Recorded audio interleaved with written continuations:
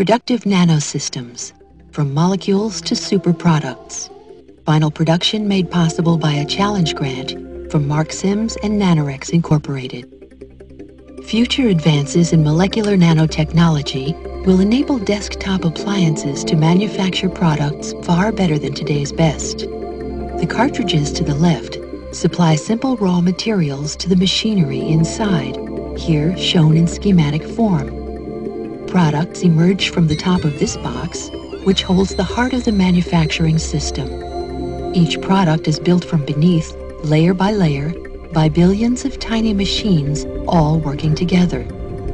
Near the top surface is the productive machinery itself organized into layers. Machines in the lowest layer process molecules into building blocks, passing them upward to machines that assemble them into larger components, and then to machines that add these components to the product. From a millimeter scale, 1 million nanometers, our view zooms in to the 10 nanometer scale. Each box is 1/10 the size of the one before.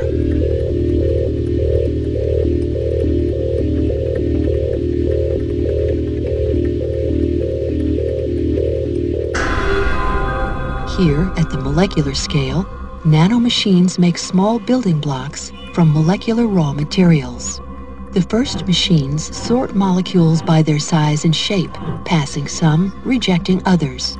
Only molecules of the right kind can enter the processing machinery. These molecules contain 4 atoms, 2 of carbon and 2 of hydrogen. The molecules bind to a device that carries them to the next stage.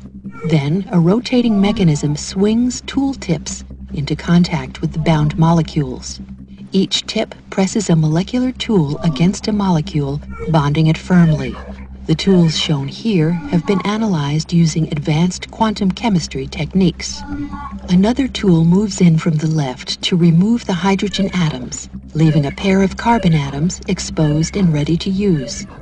The tools then carry these atoms to their destination, where each pair bonds to a nanoscale building block, making a tiny bit of crystalline carbon, a bit of diamond. Motions happen quickly at this scale. This scene shows motion slowed by a factor of more than 1,000,000. A conveyor carries the blocks past further machines, which build the blocks step by step to full size. Elsewhere, other specialized machines build blocks of different kinds. A system of conveyor belts and transfer mechanisms carries completed blocks from where they are made to where they are needed. This transfer mechanism moves blocks from one belt to another. The transportation system carries many different kinds of blocks, different shapes, different materials, different functions. It delivers them to the next stage of manufacturing. Here, a programmable machine lifts and places small blocks to make larger blocks. The small blocks bond on contact to form components containing millions of precisely arranged atoms. These can be simple structural bricks or intricate components for mechanical and electronic systems. The completed components are delivered to the final assembly stage, where many machines work together to build the final product. Motions at this larger scale are still quick. This scene shows motion slowed by a factor of 10,000.